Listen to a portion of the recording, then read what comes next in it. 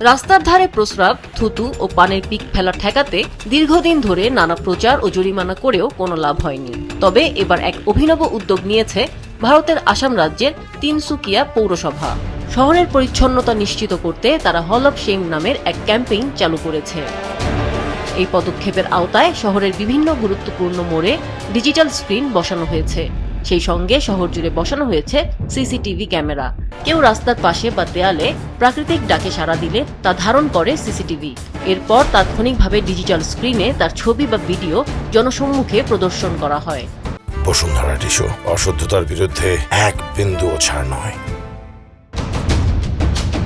পৌর কর্তৃপক্ষের ধারণা, প্রকাশ্যে এভাবে লজ্জিত হওয়ার ভয় মানুষকে এমন অস্বাস্থ্যকর ও অসচেতন আচরণ থেকে বিরত রাখবে। অনেকেই এই প্রচেষ্টাকে স্বাগত জানিয়ে বলছেন, এর সঙ্গে উন্নত স্যানিটেশন ব্যবস্থাও প্রয়োজন। তবে এই উদ্যোগ নিয়ে বিতর্কও শুরু হয়েছে। নাগরিক অধিকার কর্মীদের অনেকেরই দাবি, এভাবে প্রকাশ্যে কোনো ব্যক্তির ছবি বা ভিডিও প্রদর্শন করা ব্যক্তিগত গোপনীয়তার সরাসরি লঙ্ঘন।